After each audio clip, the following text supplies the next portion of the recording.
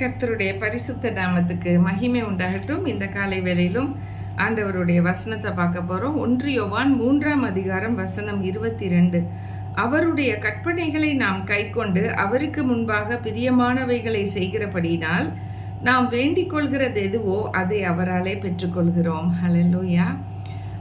பாருங்க, நம்ம கற்பனைகளை நம்ம கை கொள்ளணும். அவருடைய கற்பனைகள் பழைய ஏற்பாட்டில் 10 கற்பனைகளை மோசேவிடம் கொடுத்து அனுப்பினார் இல்லையா. ஆண்டவர் தன்னுடைய விரலினாலேயே அந்த கற்கள் மேலே தீப்பொறியால் எழுதி அவரோட விரலால் ஃபிங்கர் ஆஃப் காட் எழுதிச்சு.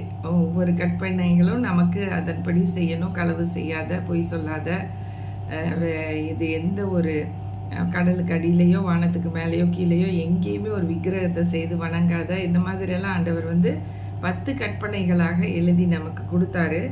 அந்த 10 கற்பனைகளை புதிய ஏற்பாட்டுக்கு வரும்போது ஆண்டவராகிய இயேசுவோட காலத்தில் 2 கற்பனையாக ஷார்டன் பண்ணிட்டாரு. ப்ரிசைஸாக இருக்கட்டும், மக்களுக்கு தெரிஞ்சுக்கிட்டட்டும். 2 ரொம்ப முக்கியமாக ஆண்டவர் விரும்புகிறது என்னன்னு சொன்னால் 2 கற்பனைகள். முதலாவது கற்பனைகளில் அவரை முழு இருதயத்தோடு தேடணும், முழு மனதோட, முழு பலத்தோட அவரை நம்ம ஆராதனை செய்யணும். இயேசு கிறிஸ்துவை ஆராதனை செய்யணும் அப்படிங்கிறது தான் முதலாவது கற்பனை. நம்ம சர்ச்சுக்கு போகிறோம், சில டைம் முழு மனதோடு போகிறோமா, இன்றைக்கி போகணுமா வேண்டாமான்னு சொல்லிட்டு அரைக்குறையாக மனசில் போனாலே நமக்கு அன்றைக்கி ஆசீர்வாதம் இருக்காது. அந்த ஒரு ஆவலோட, ஒரு சந்தோஷமாக, இன்றைக்கி ஆண்டவர் என்னோட ஏதோ பேச போகிறாரு, அதை நான் கேட்க போகிறேன் அப்படிங்கிற ஒரு ஆவலோடு நம்ம இருக்கோமா. இன்றைக்கி என்னோட பேசுங்க ஆண்டவரே, ஒரு வசனம் சொல்லுங்கள், ஒரு வார்த்தை சொல்லுங்கள், எனக்கு போதும்பா அப்படின்னு சொல்லிட்டு ஒரு ஜெபம் பண்ணிட்டு உட்காந்துருக்கோமா சர்ச்சில், அது நமக்கு கரெக்டாக அந்த வசனமும் அந்த வார்த்தையும் கர்த்தர் கொடுப்பாரு. ஆனால் வீட்டில் இன்றைக்கி என்ன நைட்டு போய் என்ன சமைக்கிறது, என்ன செஞ்சு வைக்கிறது, அது இதுன்னு சொல்லி உலக கவலைகள் எல்லாத்தையும் மைண்டில் வச்சுக்கிட்டே சர்ச்சுக்கு போவோம் பாருங்களேன். அது போகணுமேங்கிற மாதிரி, இன்றைக்கி போகலைன்னா எப்படியோ இருக்கும் அதனால் போவோம் அப்படின்லாம் நினச்சிட்டு இருப்பாங்களா. அவங்களுக்கு முழுமையான அந்த சந்தோஷமும் முழுமையான ஆசீர்வாதமும் கிடைக்காது. அதனால தான் அவர் முழு மனதோடு எதை செஞ்சாலும் ஆண்டவருக்கென்று செய்யின்னு சொல்லி கொலோசியர் 3:23 சொல்கிறாரு. எதை செஞ்சாலும் மனுஷருக்காக செய்யாத, கர்த்தருக்காக செய்ய. பாஸ்டர் இன்னைக்கு நான் சர்ச்சுக்கு வரலன்னு கண்டுபிடிச்சி என்கிட்ட கேள்வி கேட்பாருன்னா அது பாஸ்டருக்காக நம்ம போகிற மாதிரி ஆயிரும். இது தேவனுக்காக போகணும், ஆண்டவருக்காக போகணும், முழு மனதோட அவரை ஆராதிக்கணும். அங்கே போய் சும்மா வேடிக்கை பார்த்துட்டு இருக்கக்கூடாது. ஆராதனை நேரத்தில் நம்மளும் கண்ணை மூடிக்கணும். கண்ணை திறந்தா தான் இவங்கள பார்க்குறது அவங்கள பார்க்குறது பிரச்சனைலாம் வரும். யாரையும் பார்க்க வேணாம், நம்ம ஆண்டவரை பார்ப்போன்னு கண்ணை இறுக்கி மூடிக்கிட்டு நல்லா ஆராதனை செஞ்சால் ஆண்டவர் அந்த நேரத்தில் நம்மளை நிரப்புவார் பாருங்க. அப்படி உள்ள அனுபவத்துக்குள்ளே போயிட்டோம். அதுதான் ரொம்ப முக்கியம். ஹல்லேலூயா.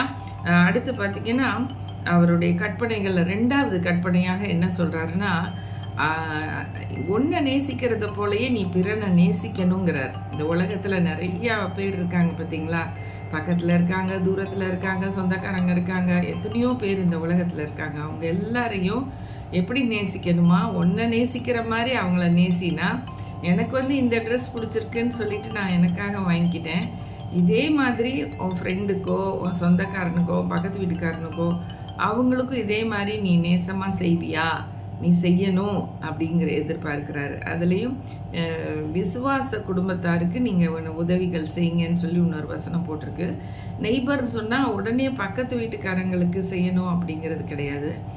பக்கத்தில் இருக்கிறவங்க யாருனாலும் சரி அவங்களுக்கு செய்யின்னு சொல்லியிருக்காங்க. கர்த்தர் நல்லவர். இன்னைக்கு ஏழை எளியவர்களுக்கு தான தர்மம் செய்கிறது அது எல்லாமே இந்த 2வது பிரமாணத்தில் வந்துடுது. இன்றைக்கி ரிஜாய்ஸ் மினிஸ்ட்ரிஸ் மூலமாக நாங்கள் தொழுநோய் ஆட்களுக்கு கொடுக்கறதுக்கு கர்த்தர் கிருபை பாராட்டுறாரு. அடுத்து ஓல்டேஜ் ஹோமுக்கு போகிறோம், அங்கே இருக்கிற வயசானவங்களுக்காக ஜெபம் பண்ணிட்டு வரோம், சாப்பாடு கொடுத்துட்டு வரோம். இன்னும் பார்த்திங்கன்னா யூத் மத்தியில் ஊழியங்கள் செய்கிறோம். அந்த வாலிப வயசில் கர்த்தருக்கு அவங்க முழு மனசை கொடுக்கணும் இல்லையா. வேறு பக்கம் போயிட்டாங்கன்னா, சிகரெட்டு, பீடின்னு சொல்லி போயிட்டாங்கன்னா, ட்ரக்ஸுன்னு போயிட்டாங்கன்னா அவங்க லைஃப் என்ன ஆயிரும், கெட்டு போயிடும். அவ்வளோதான், அவங்க பரலோகத்துக்கே வர்றதுக்குள்ள சான்ஸ் இருக்காது. ஸோ சின்ன வயசுலேயே சண்டே ஸ்கூல்லேருந்து நம்ம ஆரம்பித்து யூத் ப்ரோக்ராம் நடத்தி அவங்கள இன்னும் வாலிப வயசில் திருமணமான பிறகு அவங்களுக்கு இருக்க பிரச்சனைகள், பிள்ளைக்குட்டி பிறந்த பிறகு அவங்களுக்கு இருக்க பிரச்சனைகள், அதுக்காக கவுன்சிலிங், தேவனுடைய வார்த்தையை சொல்லி அது மாதிரி அவங்கள வழி நடத்துறதுனால குடும்பம் குடும்பமாக ஆசீர்வதிக்கப்படுகிறாங்க. ஹல்லேலூயா. அவர் அதை தான் அடுத்து சொல்கிறாரு, நீங்கள் இப்படி செய்கிறதுனால அவருடைய கற்பனைகளை நாம் கை கொண்டு அவருக்கு முன்பாக பிரியமானவைகளை செய்கிறபடியினால் நாம் வேண்டிக் கொள்கிறது எதுவோ அதை அவராலே பெற்றுக்கொள்கிறோம். என்ன நம்ம வேண்டிக்கிட்டாலும் நமக்கு அது கிடைக்குது. பார்த்திங்களா, எவ்வளோ சந்தோஷமாக இருக்கும். ஒரு பிரச்சனை, குழந்தை இல்லாத பிரச்சனை, ஆனால் திடீர்னு குழந்தை உண்டாயிடுச்சின்னு சொல்லும்போது ரொம்ப சந்தோஷப்படுறோம்ல. ஏன்னா இது கிடைக்காத ஒரு சொத்து மாதிரி நமக்கு கிடைக்குது. ஹல்லேலூயா. எங்கள் ஊழியத்தில் ஒரு சகோதரிக்கெல்லாம் 9 வருஷமாக குழந்தை இல்லை. எப்படி அவங்க வேதனைப்பட்டிருப்பாங்க. அவங்க சொல்லுவாங்க, நாங்கள் எந்த ஒரு நல்ல காரியத்துக்கும் போக முடியாது பாருங்கள், எப்படியோ பேசுவாங்களாம், வேறு வித்தியாசமாக பேசியிருப்பாங்க போல். அதுவும் இயேசுவை அறியாத குடும்பங்கள் மத்தியில் சொந்தக்காரங்கன்னு சொல்லிட்டு இவங்க போய் நிற்கும் பொழுது அவ்வளோ அவமானமாக குத்தலாக பேசியிருக்கிறாங்க. ஸோ அதெல்லாம் மனசில் வச்சு அழுது ஆண்டவர்கிட்ட புலம்பி எப்படியோ 9 வருஷம் கழித்து கர்த்தர் ஒரு அழகான குழந்தையை கொடுத்துருக்கிறாரு. இந்த மாதிரி ஆண்டவரால் முடியாதது ஒன்றும் இல்லை. அவர் நிச்சயமாக செய்வார். ஆனால் நம்ம அவசரப்பட்டு இதை கூட அதை கூடன்னு சொல்லி ரொம்ப அவரை டார்ச்சர் பண்ணக்கூடாது. நம்ம நினைக்கிறோம் அவர் தான் நம்மளை டார்ச்சர் பண்ணுறாரு, நமக்கு டைமு கொடுக்க மாட்டேங்கிறாரு. நம்ம டைம் கிடையாது, அவருடைய டைமில் கொடுத்தா தான் அது பெஸ்ட்டாக இருக்கும். கர்த்தருக்கு மகிமை உண்டாகட்டும். ஹல்லேலூயா. அதனால் அவராலே பெற்றுக்கொள்கிறோம். எந்த ஒரு காரியம்னாலும் அவர்கிட்ட கேட்கலாம். யோவான் 14:12 சொல்லியிருக்கு. ஆண்டவர் சொல்கிறாரு, நீங்கள் என்ன காட்டிலும் அதிகமான காரியங்களை செய்ய போகிறீங்கன்னு சொல்கிறாரு. இன்னொன்று யோவான் 14:14 நீங்கள் என்னுடைய நாமத்தினால எதை கேட்டாலும் நான் தருவேன்னு சொல்கிறாரு. அதனால் ஆண்டவர்கிட்ட நம்ம கேட்குறது ரொம்ப முக்கியமானது. நம்ம பக்கத்து வீட்டில் கேட்குறோம், அங்கே கேட்குறோம், இங்கே கேட்குறோம், ஆனால் ஆண்டவர்கிட்ட போய் கேட்குறதில்ல. அதுதான் ரொம்ப முக்கியமானது. அதை தான் நாங்கள் ஜெபம்னு சொல்கிறோம். எது வேணாலும் ஃபஸ்ட்டு நம்ம ஜீசஸ் கிட்ட போயிடணும். ஃபஸ்ட்டு நம்ம தேவன்கிட்ட சொல்லிடணும், ஆண்டவரே இது எனக்கு ஒரு பிரச்சனை, இதை சரி பண்ணுங்கள். அதுக்கப்புறம் தான் மற்றவங்க கிட்ட போகணும். இப்படி ஒரு பழக்கத்தை நம்ம வச்சுட்டோன்னா we are always relying on God. எப்போதும் நம்ம ஆண்டவர்கிட்ட தான் போகிறோன்னா அது மிகுந்த ஆசீர்வாதமாக இருக்கும். ஏன்னா ஆண்டவர் அப்போவே நமக்கு வழிகாட்டியாக இருந்து கற்றுக் கொடுத்துருவார். சரி, இந்த டாக்டர் கிட்ட போனால் அந்த டாக்டர் தான் பெஸ்ட் டாக்டராக இருப்பார். ஹல்லேலூயா. அப்படி தான் சிஎம்சி வெள்ளூரில் எங்களுக்கு யார் பெஸ்ட் டாக்டர்னு தெரியாது. எனக்கோட பாலிப்பை ரிமூவ் பண்ண வேண்டிய ஒரு சூழ்நிலை. அப்போ எங்களுக்கு நாங்கள் போய் நிற்கிறோம், முடிச்சிட்டோம். எல்லாம் முடிச்சுட்டு வந்த பிறகு சொல்கிறாங்க, நீங்கள் போன டாக்டர் சிஎம்சிலே பெஸ்ட் டாக்டருங்க, அவர் கை வச்சிட்டாருன்னா எல்லாமே க்ளீன் ஆயிரும், சரியாயிரும் அப்படின்னாங்க. எங்களுக்கு கேள்விப்பட்டப்போ ரொம்ப சந்தோஷப்பட்டோம். ஏன்னா எங்களுக்கு அந்த டாக்டர் பற்றி ரொம்ப ஒன்றும் தெரியாது. ஆனால் அவர் சீஃபாக, அவர் தான் பெஸ்ட்டு டாக்டராக. இந்த மாதிரி உள்ள ஆப்ரேஷன்ஸ் எல்லாம் பண்ணுறதெல்லாம் அவருக்கு எக்கச்சக்கம் பண்ணியிருக்கிறாரு. அவருக்கு இது ரொம்ப சாதாரண காரியம் அப்படின்னு சொன்னாங்க. கர்த்தர் நல்லவர் பாருங்க, எங்களுக்கு நல்ல காரியங்களை எங்களுக்கு செய்து கொடுத்தாரு. நாங்கள் அவரையே நம்பி இருக்கிறதுனால, அவருடைய இஷ்டத்துக்கு, ஏசப்பாவோட பிரியத்துக்கு நாங்கள் நடந்து கொள்றதுனால, நாங்கள் எது வேணும்னு விரும்பி கேட்குறோமோ அதையெல்லாம் நாங்கள் பெற்றுக்கொள்கிறோம். கர்த்தருக்கு மகிமை உண்டாகட்டும்.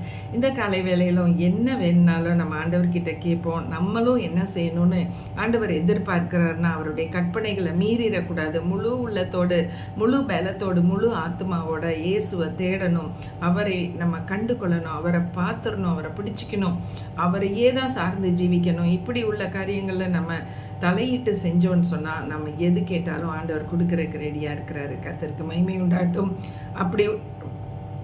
அப்படி உள்ள காரியங்களை பெற்றுக்கொள்ள நீங்கள் திராணி உள்ளவர்களாக இருக்கும்படிக்கு இயேசுவின் நாமத்தினாலே வாழ்த்துகிறோம், ஆசீர்வதிக்கிறோம். இயேசுவின் நாமத்தில் ஆமென், ஆமென். Thank you friends for watching us and God bless you all.